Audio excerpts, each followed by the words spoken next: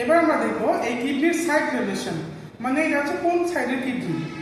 তাহলে প্রথমে আমরা দেখছিলাম surface, anterior surface is directed anteriorly, posterior surface is directed posteriorly। প্রথম একটা শর্ত গেল। এবার দেখো border, medial border is directed medially, lateral border is directed laterally, 2 নম্বর শর্ত। এবার দেখবো upper pole is directed upward এবং lower pole is directed downward, 3 নম্বর শর্ত গেল। এবং এই যে কি হাইলাম কি থাকবে, অবশ্যই ভিতরে থাকবে। এবং এটা কি রেনাল ভেইন, রেনাল ভেইনটা কি পোস্টেরিয়র স্ট্রাকচার, সবার পিছনে থাকবে রেনাল ভেইন। তাহলে আমরা দেখতে পাচ্ছি অ্যান্টেরিয়র সারফেসটাকে যদি আমরা ধরি সামনের দিকে, তাহলে এবং পোস্টেরিয়র সারফেসকে ধরে হচ্ছে পিছনের দিকে ধরলাম।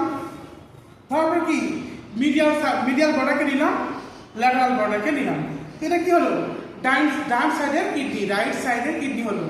এবার যদি আমরা এটাকে উল্টা করে ধরি, উল্টা করে ধরলাম, দেখতে পাওয়া হয় কিনা এটা কি রেনাল ভেইনটা উপরের দিকে যাচ্ছে। তাহলে আমরা কি বুঝবো যে এই রেনাল ভেইনটা উপরের দিকে কোথায় শুনবো, এবার থেকে এই পারে।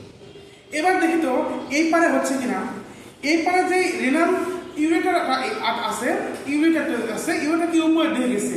তাহলে কি আমরা বুঝবো যে ইউরেটারটা হচ্ছে ইউরিন নিয়ে উপরের দিকে ব্রেনে চলে গেছে?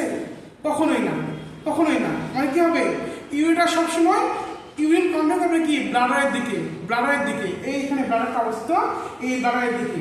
এটা যদি আমরা রাইট কিডনি ধরি, দিস ইজ রাইট কিডনি, এই যে এই পাশ থেকে আমাদের নিয়ে আসবে থোরাসিক ক্যাভিটি, এই পাশে ধরলে এখান থেকে নিয়ে বের হয়ে এখানে ব্লাডারে ঢুকবে। এটা হচ্ছে আমাদের side deviation of the kidney.